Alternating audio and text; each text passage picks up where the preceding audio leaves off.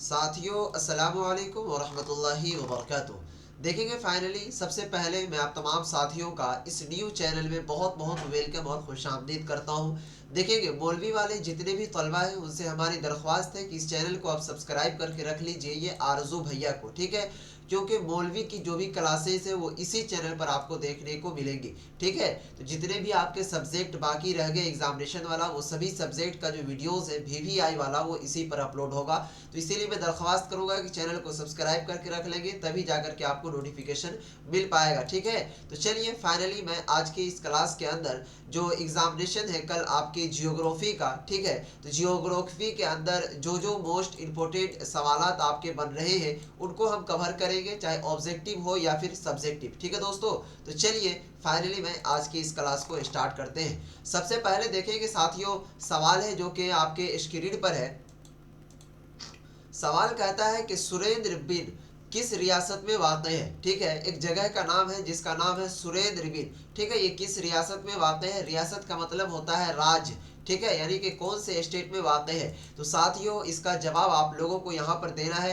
Option रहेगा केरल, पंजाब, मगरबी बंगाल, गोवा। तो इसका जवाब होगा कि मगरबी बंगाल। सवाल फिर आगे कह रहा है कि किस रियासत में शरह ख्वानदगी सबसे ज़्यादा है। तो इसका जवाब हो जाएगा इनमें से कोई नहीं, गोवा, केरल, बिहार। तो इसका जवाब देखिए, रियासत के माने क्या होता है, राज्य। तो कह रहा है कि किस शहर, किस रियासत में शरह ख्वानदगी सबसे ज़्यादा है। तो इसका जवाब हो जाएगा कि बिहार के अंदर, ओके। सवाल कहता है कि शुमाली अटलांटिक रास्ता जोड़ता है, ठीक है। तो शुमाली अटलांटिक रास्ता जो है वो किससे जोड़ता है, तो शुमाली अमेरिका को यूरोप से जोड़ता है। फिर सवाल कहता है साथियों यहाँ पर जो कि आपके स्क्रीन पर शो कर रहा है कि हिंदुस्तान में शहरी आबादी कितनी प्रतिशत है। ऑप्शन आपको दिया हुआ रहेगा इसी तरीके से A, B, C और D।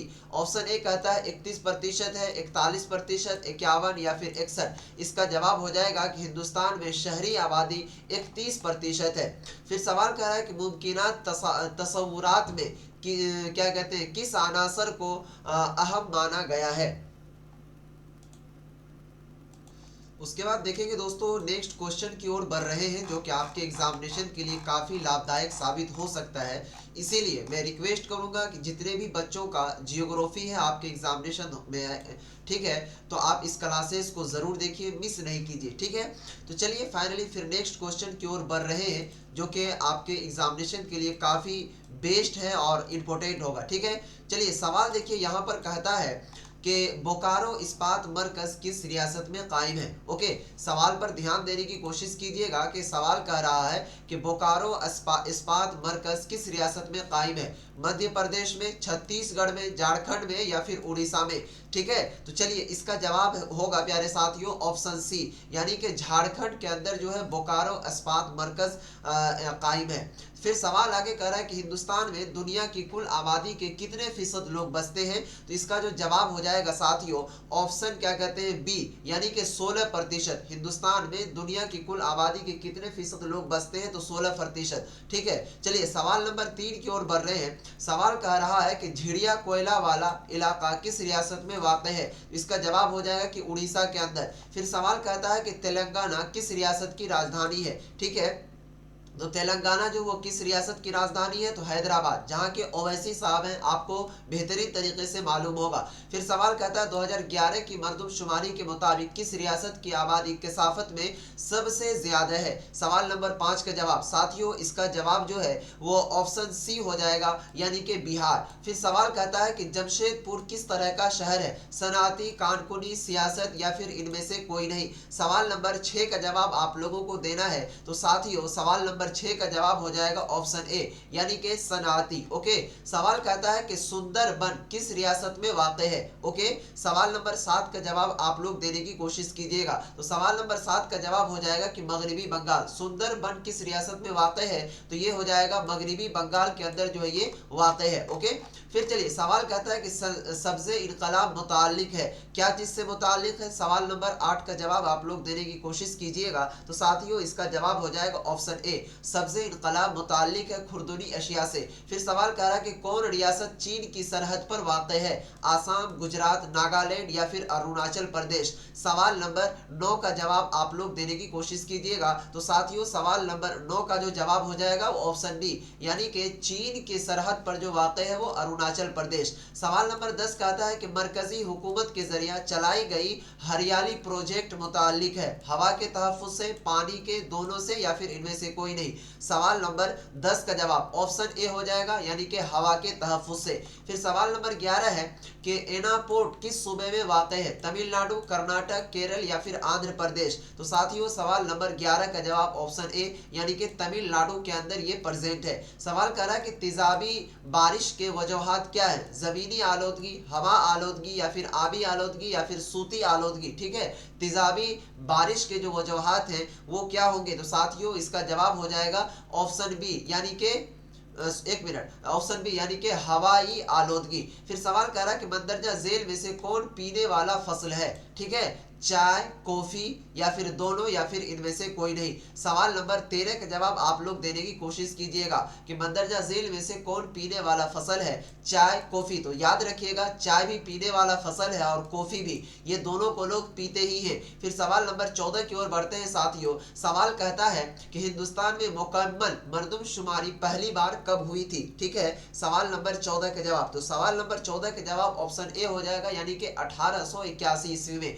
फिर सवाल कहता है कि 2011 की मर्दमशुमारी के मुताबिक हिंदुस्तान अवामी कसाफत है 282 आदमी मरबा किलोमीटर या फिर 382, 482 या फिर 400। सवाल नंबर 15 का जवाब जो हो जाएगा वो ऑप्शन बी, यानी कि 382 आदमी मरबा किलोमीटर। ओके, चलिए फिर नेक्स्ट क्वेश्चन की ओर बढ़ रहे हैं, जो कि साथियों आपके एग्जामिनेशन के अंदर कल देखने को मिलेगा। सवाल कह रहा है कि किस रियासत में शरह ख्वानदगी सबसे ज्यादा है? ऑप्शन ए कहता है केरल, बिहार, गोवा या फिर इनमें से कोई नहीं। सवाल नंबर 16 का जवाब, तो साथियों सवाल नंबर 16 का जो जवाब है वो ऑप्शन ए हो जाएगा, यानी कि केरल। ओके, यहां तक आप लोगों को याद रखना है। शुमाली अटलांटिक रास्ता जोड़ता है वो क्या चीज से साथियों? तो शुमाली अमेरिका को यूरोप से, या फिर शुमाली अमेरिका को अफ्रीका से, या फिर यूरोप को एशिया से। सवाल नंबर 17 का जवाब आप लोगों को देना है, तो इसका जवाब हो जाएगा ऑप्शन ए, यानी कि शुमाली अमेरिका को यूरोप से। सवाल कह रहा है कि हिंदुस्तान में शहरी आबादी है, तो साथियों हिंदुस्तान में जो शहरी आबादी है तो इसका जवाब हो जाएगा ऑप्शन ए, यानी कि 31%। सवाल कहता है कि मुमकिनात तसव्वुरात में किस अनासर को अहम माना गया है? कुदरती अनासर को, इंसानी अनासर को, या फिर दोनों को, या फिर साथियों इनमें से कोई नहीं। तो इसका जवाब हो जाएगा ऑप्शन सी, यानी कि मुमकिनात तसव्वुरात में किस अनासर को अहम माना गया है? तो कुदरती अनासर को भी और इंसानी अनासर को भी। ठीक है, रांची किस रियासत की राजधानी है? छत्तीसगढ़, गोवा, बिहार या फिर झारखंड। तो साथियों रांची जो है वो किसकी राजधानी है? सवाल नंबर 20 का जवाब जो हो जाएगा ऑप्शन डी, यानी कि रांची झारखंड की राजधानी है। किसकी राजधानी है रांची? झारखंड। चलिए अगला क्वेश्चन की ओर बढ़ रहे हैं। सवाल नंबर 22 कहता है कि किस शहर को जुनूबी हिंदुस्तान का मैनचेस्टर कहा जाता है? चेन्नई को, शोलापुर या फिर कोलंबोर्ड को, या फिर अहमदाबाद। सवाल नंबर 22 का जवाब, तो सवाल नंबर 22 का जवाब ऑप्शन सी, यानी कि कोयम्बटूर को। ठीक है, उसके बाद कह रहा है कि बोकारो इस्पात मरकज है निजी इलाके में, इज्तमाही इलाके, मुरक्कबाती इलाके या फिर इनमें से कोई नहीं। सवाल नंबर 23 का जवाब जो हो जाएगा साथियों वो ऑप्शन बी, यानी कि इज्तमाही इलाके में। सवाल कह रहा है कि हार्टिकल्चर मुताल्लिक है फूल से, दाल से, अनाज से या फिर फल और सब्जी से। सवाल नंबर 24 का जवाब आप लोगों को देना है, तो साथियों सवाल नंबर 24 का जवाब हो जाएगा ऑप्शन डी, यानी कि फल और सब्जी से। फिर सवाल कर रहा है कि शुमाली हिंदुस्तान में सिंचाई के खास जराए क्या हैं? तो शुमाली हिंदुस्तान में सिंचाई के खास जराए क्या हो जाएंगे? सवाल नंबर 25 का जो जवाब हो जाएगा वो ऑप्शन बी, यानी कि ऑप्शन बी यानी कि नहर। सवाल कहता है कि मंदरजा झेल में कौन बागानी फसल नहीं है? रबर, चाय, कॉफी या फिर मकई। सवाल नंबर 26 का जवाब आप लोगों को कमेंट बॉक्स में बताना है, तो साथियों इसका जवाब हो जाएगा ऑप्शन डी, यानी कि मकई। फिर सवाल कहता है कि मंदरजा झेल में से कौन रिवायती तवानाई के जराए हैं? कोयला, पेट्रोलियम, कुदरती गैस या फिर इनमें से कोई नहीं। सवाल नंबर 27 का जवाब आप लोगों को देना है। तो साथियों इसका जवाब हो जाएगा सवाल नंबर 27 का जवाब ऑप्शन डी, यानी कि इनमें से सभी, कोयला भी, पेट्रोलियम भी और कुदरती गैस भी। ठीक है, फिर सवाल कहता है साथियों कि धारावी गंदी बस्ती किस शहर में वाक़ है। एक बस्ती है जिसका नाम है धारावी गंदी। ठीक है, ये जो कौन से शहर में वाक़ है, कोलकाता, मुंबई, दिल्ली या फिर हैदराबाद। सवाल नंबर 28 का जवाब आप लोगों को देना है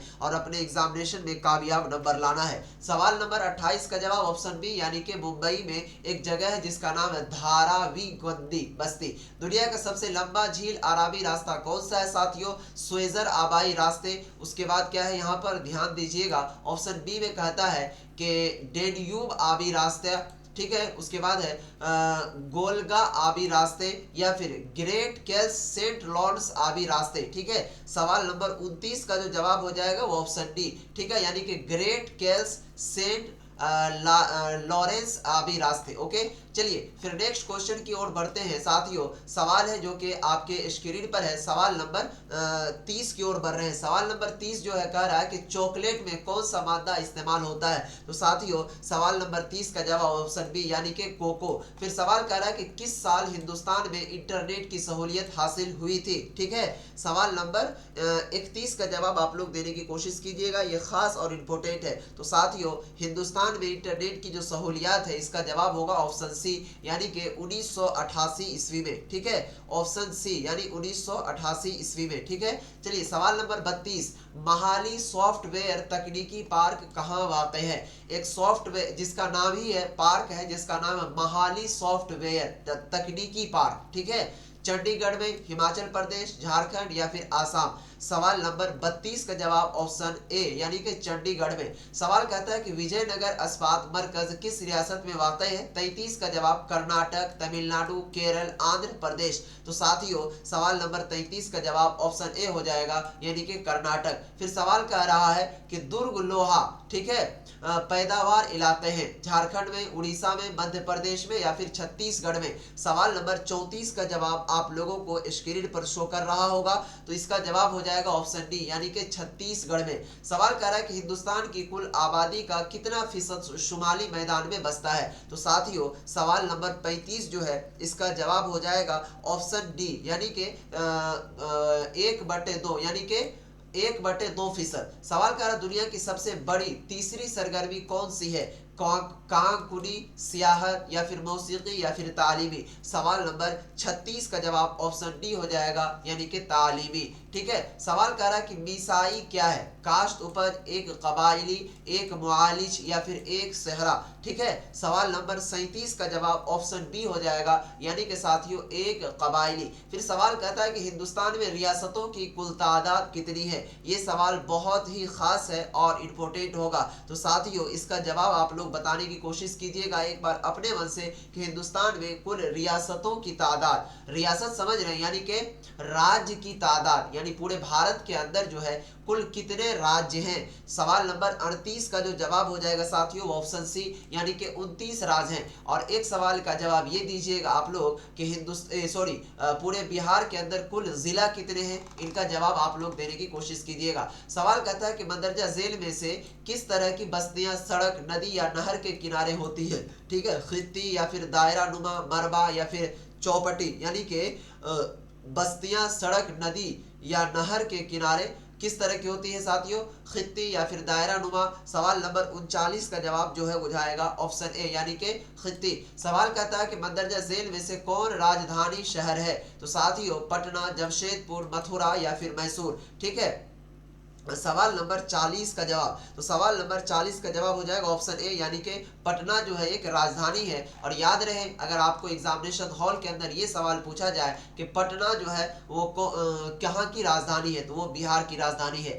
मंदरजा झील में से किसका एक इंसानी ज्योग्राफी से ताल्लुक नहीं है। इलाकाई, मुख्तलिफ, मिक़दारी इनकलाब, मकामी तंजीम या फिर इनोवेशन और बयान। सवाल नंबर 41 का जवाब आप लोगों को देना है। इसका जवाब हो जाएगा ऑप्शन बी यानी कि मिक़दारी इनकलाब। सवाल कहता है कि मंदरजा झेल में से कौन एक आबादी की तब्दीली के अवामिल नहीं है। सवाल नंबर 42 का जवाब आप लोगों को देना है। तो साथियों सवाल नंबर 42 का जवाब ऑप्शन बी यानी कि रिहाइश। फिर सवाल कहता है कि मंदरजा झेल में से कौन सा एक कलील आबादी वाला इलाका है। क्या कहते हैं, कुतबी सूबा, उसके बाद खत्ते रूम का इलाका, जुनूबी मशरकी एशिया या फिर ईटा कामा। ठीक है, सवाल नंबर 43 का जवाब ऑप्शन सी हो जाएगा यानी कि जुनूबी मशरकी एशिया। ओके, चलिए सवाल नंबर आगे बढ़ते हैं जो कि आपके एग्जामिनेशन हॉल के अंदर देखने को मिलता है और बच्चे इस सवालात को छोड़ कर आ जाते हैं क्योंकि भारी समझते हैं। सवाल कह रहा है कि कालाहारी सहरा में कौन से कबाइल रिहाइश करते हैं। ठीक है, सवाल नंबर 44 का जवाब हो जाएगा ऑप्शन सी यानी कि साथियों बशमीसन। फिर सवाल कह रहा है कि जदीद